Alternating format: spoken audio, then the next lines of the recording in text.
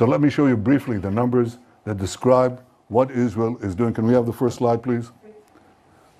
Well, the first point that you see is the stock exchanges of the world, the investors of the world believe in Israel. Look at how fast it's growing. This is from the year 2024.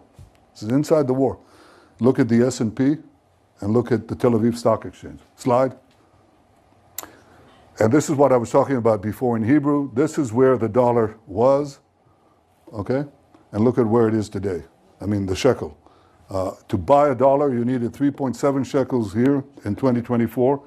And at the end of 2025, it's gone down considerably.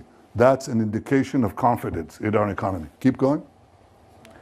That reflects the GDP per capita growth that we had. These are the two things I always look at when I look at economies. Any economy. First, what's the GDP per capita? And second, what's the debt to GDP ratio? So the GDP per capita has been going up steadily, far outstripping other Western economies. That's the first thing. Let's look at, by the way, this is in shekels, okay? This is about $55,000 and it just keeps on going. Can I see the next slide, please?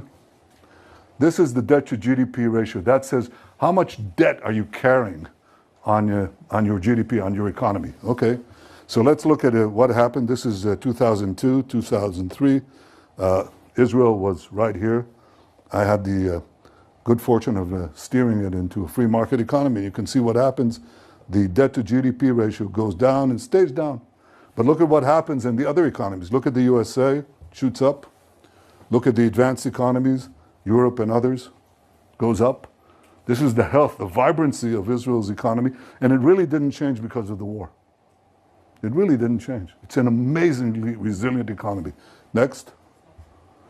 This is the unemployment rate. Goes down, down, down, down, down, and goes down. Keeps on going. People have jobs. Look at you.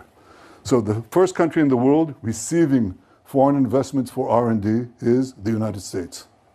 And the second country receiving investments for R&D in absolute terms is Israel.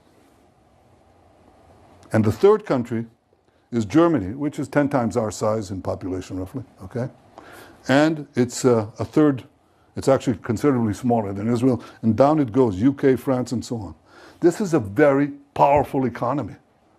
It's an economy of 10 million people, but they're very gifted people, amazingly gifted. So let's look at the next point. This is our defense industry budget, which I spoke about yesterday. The defense industry is very strong. This is record exports, $15 billion. But